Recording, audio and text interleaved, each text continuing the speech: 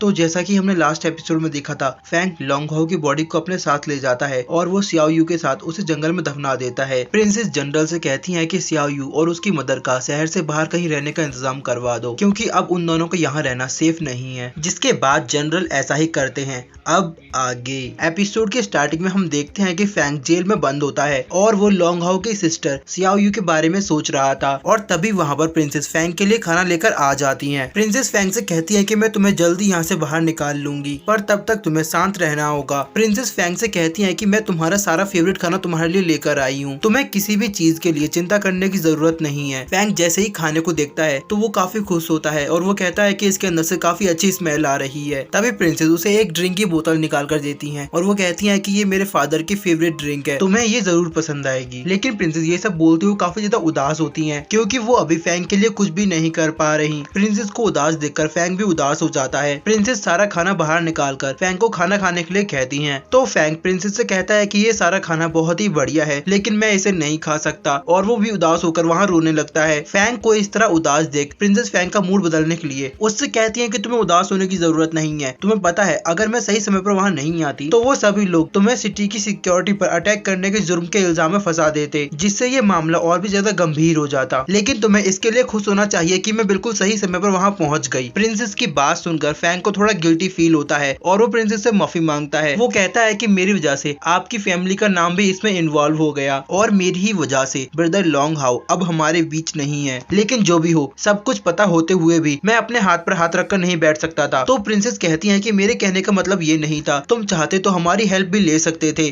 तो फैंग कहता है कि मैं नहीं चाहता था कि आपकी फैमिली भी इसमें इन्वॉल्व हो। तो प्रिंसेस कहती है कि तुम ऐसा क्यों बोल रहे हो, तुमने शुरू से ही अपनी वफादारी साबित की है और तुम सोचते हो कि जब तुम्हारे ऊपर कोई मुसीबत आएगी तो हम तुम्हें अकेला छोड़ देंगे। तुम्हें हमसे इसके बारे में बस एक बार बोलना चाहिए था। क्या तुम्हें ऐसा लगता है कि मैं कोई कमजोर लड़की हूँ जो तुम्हारी हेल्प नहीं कर सकती?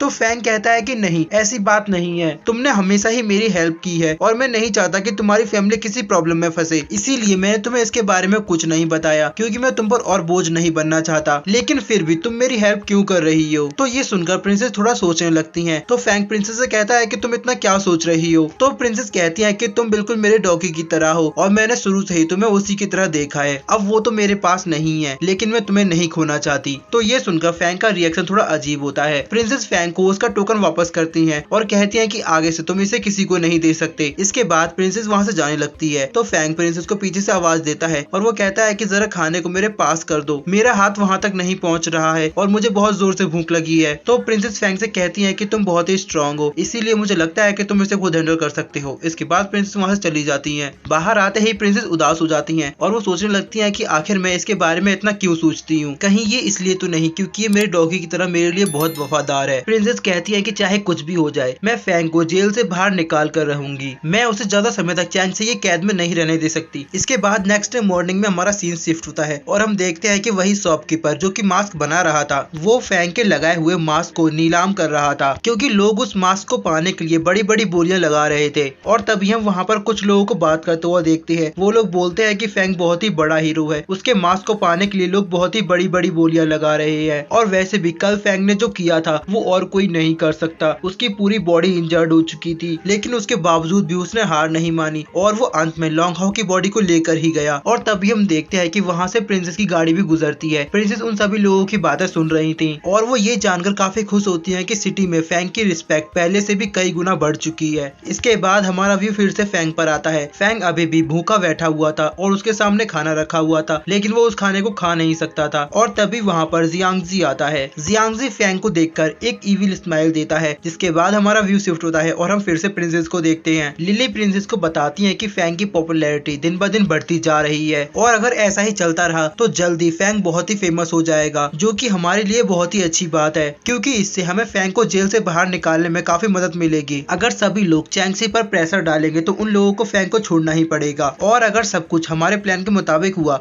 तो जल्द ही फैंग जेल से बाहर होगा। लेकिन अभी भी प्रिंसेस काफी परेशान होती है। तो लिली प्रिंसेस इसके बारे में पूछती पूछती है तो प्रिंसेस लिली को एक लेटर देती है। जब लिली उस लेटर को पढ़ती है तो पता चलता है कि ये लेटर चैंक्सी का भेजा हुआ है। चैंक्सी ने प्रिंसेस को दावत पर बुलाया है। इसे पढ़कर लिली बोलती है कि आखिर अब चैंक्सी क्या चाहता है। तो प्रिंसेस कहते हैं कि मुझे समझ नहीं आ रहा, आखिर मुझे क्या करना चाहिए। पता नहीं कि अब चैंक्सी के दिमाग में क्या चल रहा है। और तभी हम वहाँ पर जनरल को देखते हैं। जनरल भागते हुए प्रिंसेस के पास आते हैं। जनरल प्रिंसेस को बताते हैं कि आज की दावत में चैंक्सी फैंग को अपने साथ ला रहा है। जरूर चैंक्सी के दिमाग में कुछ बड़ा चल रहा है। तो प्रिंसेस कहते हैं कि इस बार मुझे उस दावत में जाना बहुत ही जरूरी है। मुझे देखना है कि आखिर अब वो क्या करने वाला है। इसके बाद हमारा व्यू शिफ्ट होता है और हम सीधे दावत में पहुंच जाते हैं। यहाँ हम देखते हैं कि चैंक्सी ने सभी रॉयल फैमिली को इनवाइट किया है और यहाँ का माहौल काफी ज्यादा सीरियस होता है। सभी लोग बिल्कुल शांति से बैठे होते हैं। उन सभी के चेहरे पर डर साफ दिखाई दे रहा था। और तभी वहाँ पर प्रिंसेस भी पहुंच जाती है। प्रिंसेस को देखकर चैंक्सी उनका वेलकम करता है और उनको बैठने के लिए कहता है। तो प्रिंसेस चैंक्सी से कहती है कि तुम्हें पता है मैं यहाँ क्यों आई हूँ। तो चैंक्सी प्रिंसेस से कहता है कि आपको कोई गलतफहमी हुई है। आपको पता है मैं कभी धोखेबाज को माफ नहीं करता। जब हमारे यहाँ के एक आदमी लॉन्गफू ने हमारे साथ गद्दारी की तो हमने उसे मौत की सजा दे दी। तो आप ये कैसे सोच सकती हैं कि हम फैंग को इतनी आसानी से छोड़ देंगे। यहाँ चैंक्सी की सारी बातें सर्वेंट हेड भी सुन रहा था और उसे इससे काफी ज्यादा गुस्सा भी आ रही थी। चैंक्सी कहता है कि हमने तो सिर्फ अपने गुनहगार को सजा के तौर पर उसकी बॉडी को बाहर लटकाया था, लेकिन तुम्हारी सिटी के लड़के ने उसकी बॉडी को हमसे बिना पूछे वहाँ से उतार लिया